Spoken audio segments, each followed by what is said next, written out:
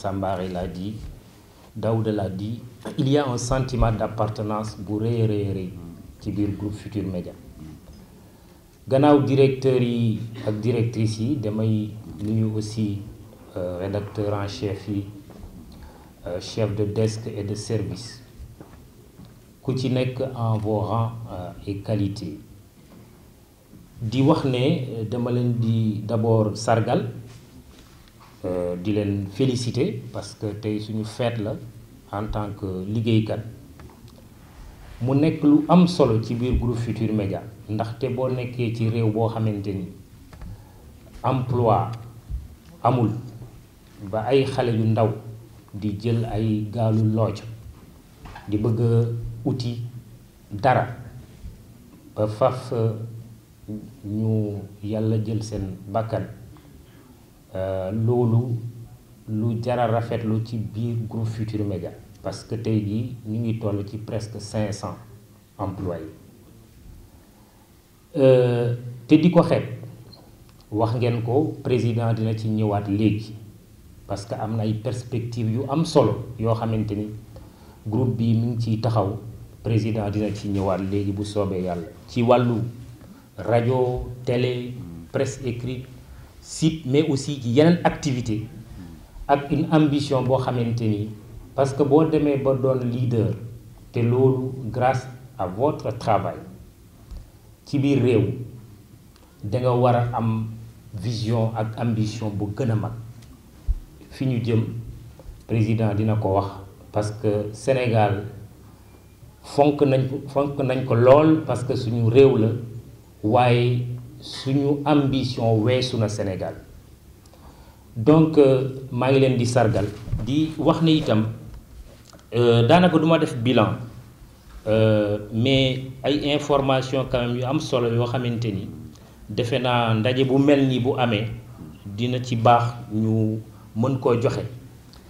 Au moment où le SYNPICS est en train de mobiliser le patronat, l'État pour une révision de la convention collective, ñun ci kattanu suñu boroom ak seen liggéey weesu nañ ko.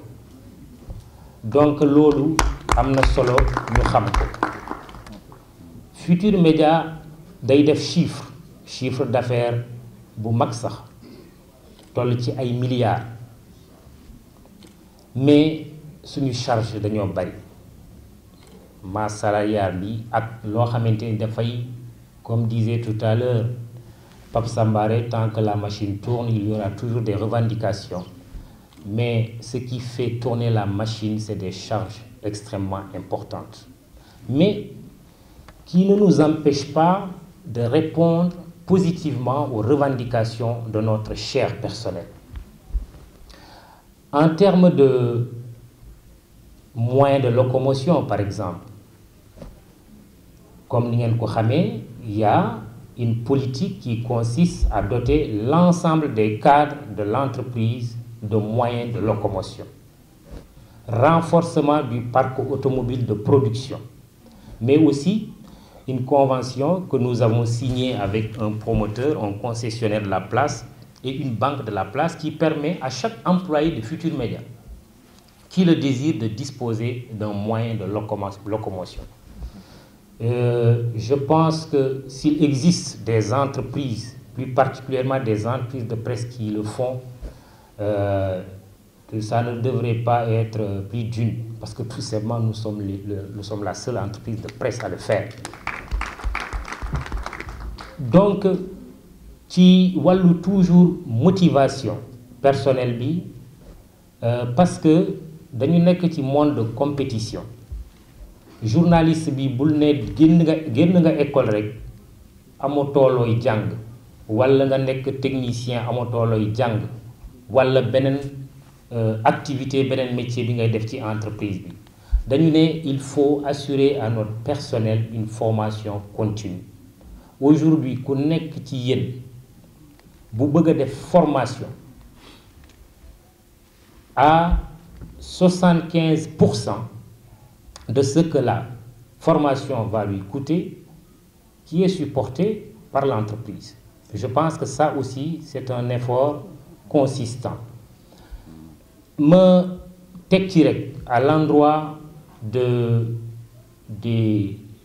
travailleurs, parce que c'est très important, Daouda wax na ko léegi, Pape Sambaré également, ci wàllu prise en charge médicale, tey la couverture pour les employés permanents, elle est totale. Il n'y a pas d'exception. Qu'on soit correspondant recruté comme nekk fi, la couverture médicale, elle est totale. Il y a des cas maintenant concernant des gens qui ont un autre statut qui fait qu'ils n'ont pas a priori droit à la prise en charge. Même cela, quand une situation alarmante est portée à notre attention, le directeur des ressources humaines peut en témoigner, comme d'autres agents qui ont eu à en bénéficier, nous assistons l'agent totalement. En termes de régularisation, Pape Sambaré wax na ko, je sais qu'il y a 2 ans, quand il y a eu la crise qui a secoué l'entreprise, et qui était une bonne crise, ça va vous surprendre, parce que la crise est une opportunité. Cela nous a permis de nous parler, de mieux nous comprendre, de mettre en place un comité de concertation de base qui se réunit, c'est vrai, qui ne se réunit pas depuis quelque temps, mais à chaque fois que de besoin, qui se réunit. Il y a 2 ans en tout cas, pour tous les cas qui étaient portés à notre attention, la régularisation a été faite. Mais nous sommes une entreprise qui sans cesse recrute des agents. Il y a certainement des cas qui sont venus s'y ajouter, mais pour vous rassurer, monsieur le secrétaire général, tout de suite, faites-nous parvenir la plateforme, nous allons l'examiner à la hauteur des moyens de l'entreprise, parce que aussi c'est très important d'insister là-dessus. Je vais juste terminer pour dire que nous avons beaucoup de projets en perspective. Mais nous demanderons à chacun d'entre vous, à commencer par les directeurs qui doivent être félicités, les directeurs opérationnels, les directeurs de service, parce que si nous avons ces résultats, que le groupe de presse soit aujourd'hui le leader dans le domaine médiatique, je ne parle pas seulement du Sénégal, mais aussi de l'Afrique francophone, c'est grâce au travail qui a été accompli à la radio, à la télévision, au journal, au niveau du site, comme au niveau aussi de l'administration du service commercial. C'est un travail qui est de l'imprimerie, bien sûr. De l'imprimerie, bien sûr, et cela est important de le préciser. Ces travailleurs aussi, qui sont des travailleurs de nuit, méritent d'être félicités. Pour terminer, Président, parce que je ne veux pas m'étendre là-dessus, j'aimerais justement inviter le personnel du groupe Futur Média à applaudir ce créateur infatigable d'emplois et de richesses, ce grand monsieur qui a une grande ambition, une grande vision pour le groupe Futur Média, pour son cher Sénégal et sa chère Afrique, qui mérite d'être applaudi avant qu'il ne prenne la parole parce qu'il le mérite. Je veux parler de Youssou Ndour. Merci. Merci. Merci.